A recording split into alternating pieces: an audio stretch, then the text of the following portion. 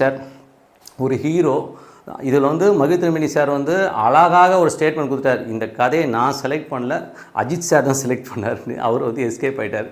So Ajith sir வந்து இந்த மாதிரி கதைகளை வந்து தேர்ந்தெடுக்காமல் இருக்கிறது ரொம்ப நல்லது. ஏன்னா வந்து இதுக்கு முன்னாடியே பார்த்தீங்கன்னாலும் வினோத் வந்து ஒரு சூப்பரான டேரக்டருங்க. சதுரங்க வேட்டைன்னு ஒரு சூப்பர் படம் கொடுத்தாரு. தீரன் அதிகாரம் ஒன்றுன்னு ஒரு படம் கொடுத்தவர்.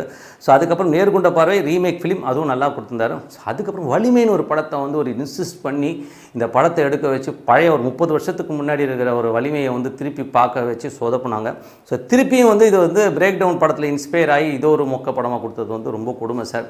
ஒரு பெரிய ஹீரோ வந்து கால் ஷீட் கொடுக்குறாருன்னா அதுக்காக வந்து மொக்க கதையும் மொக்கையான ஒரு விஷயத்தெல்லாம் ஏற்றுக்கிறத வந்து என்றைக்கு இயக்குனர்கள் தன்மானத்தோடு இருக்கணும்னு படிக்கிறாங்களோ அன்றைக்கி தான் ஜெயிக்க முடியும்.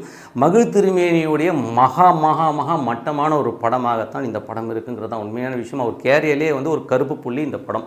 ஏன்னா வந்து இதுக்கு முன்னாடி எடுத்திருக்க ஒவ்வொரு படம் பார்த்தா தடையறத்தாக்கா இருக்கட்டும், ஏன் கழகத் தலைவன் சொல்லிட்டு உதயநிதி ஸ்டாலின் வச்சு எடுத்துருவேன். அந்த படம் பாருங்கள், அவ்வளோ சூப்பராக இருக்கும். அந்த ஒரு ட்ரெயின் போர்ஷன் ஒன்று இருக்கும், கிட்டத்தட்ட ஒரு 20 நிமிடங்கள் போகும். ஸோ அதெல்லாமே அவ்வளோ எக்ஸ்ட்ரானரியாக கொடுத்துருக்க ஒரு டேரக்டர், அவ்வளோ அழகாக இருக்கும். ஸோ அந்த மாதிரிலாம் கொடுத்த ஒரு டேரக்டர் இதில் வந்து ஒன்றுமே இல்லாமல் சும்மா ரோடு அந்த பாலைவனத்தில் ஓட விட்டதெல்லாம் வந்து ரொம்ப கொடுமையாக இருக்கும். நம்ம திங்க் பண்ணுங்க, நம்ம கேரியரு நம்ம நல்ல படம் கொடுக்கணுங்கிறது வந்து இயக்குனர் இருக்கட்டும். சும்மா ஒரு பெரிய பேனர் கிடச்சிச்சு, பெரிய ஹீரோ கிடச்சிட்டாரு, நம்ம பெருசாக படம் பண்ணணும்னு சொல்லிட்டு இந்த மாதிரி ஏதோ காசுக்காக வந்து நீங்கள் விலை போகிறது வந்து ரொம்ப தப்பான விஷயம்.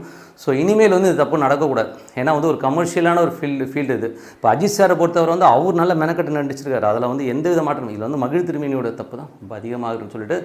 ஸோ வேறு என்ன பண்ணுறது, better luck next time sir. Music